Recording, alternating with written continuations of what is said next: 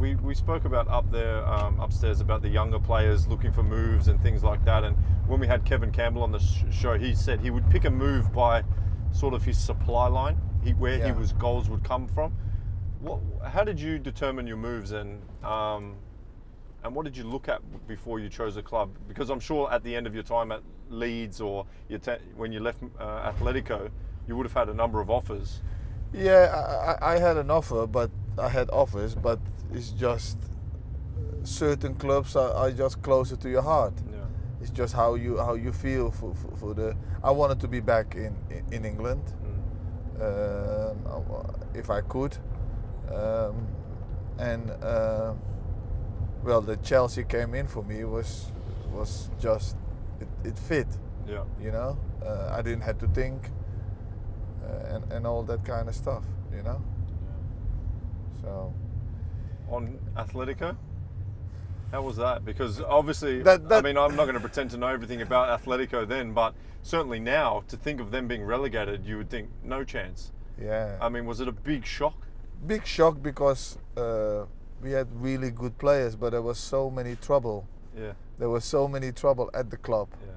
Behind the scenes? Behind the scenes, yeah. Wow. With the manager, was it Ranieri? No, it was Ranieri, Ranieri. but a lot of players were not paid for 6-8 months, and they still had to play and all that kind of stuff. And you know, when you were at Chelsea, you had a certain player you're playing alongside. So I'll give you a list of names: Messi, Drogba, Ronaldo, the original Ronaldo, Henry, Ronaldinho, Hernan Crespo, Samuel Eto'o, Gianfranco Zola, and a few other names.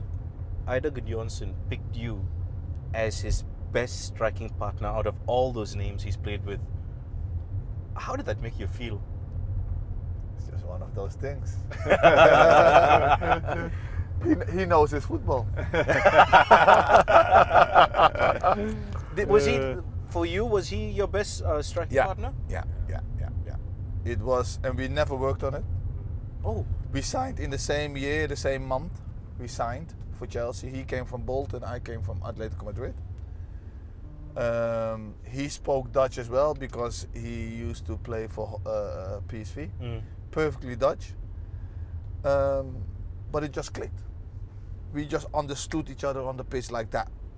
We just understood.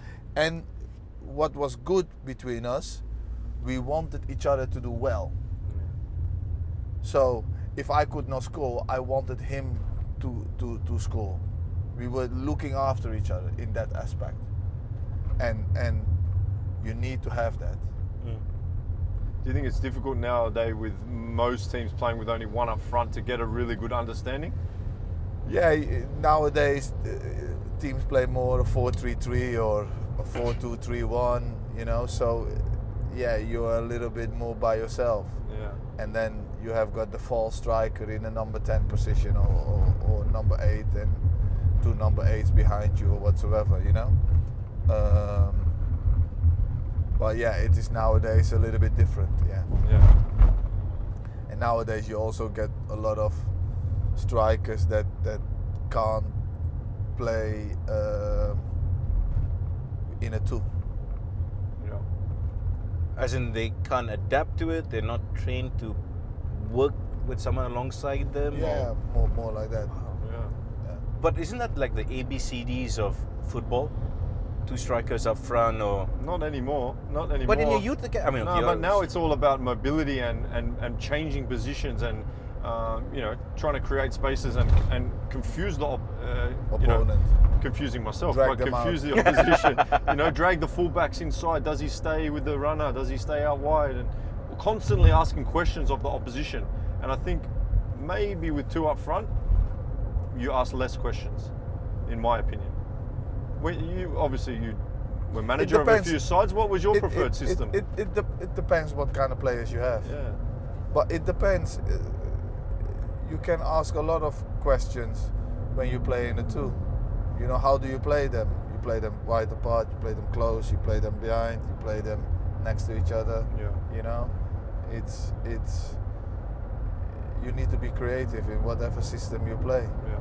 You know, so but you need to also look at your players and what kind of players you have, and then from there make your your assessment. I like to play with 2 strikers if I can. Yeah.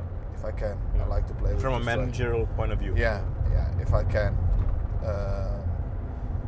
because the game is so quick now, and if you can get quick to the opposition goal, I think you can hurt the opposition quite quickly. more often. Yeah. You know, Yeah. and that's what is football about, isn't it? Yeah.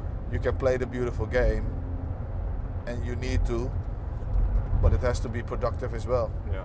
And sometimes the long ball, one long ball is effective as well. I'm Yeah. not saying to you to play it all the time, No. but At the here right and time. there,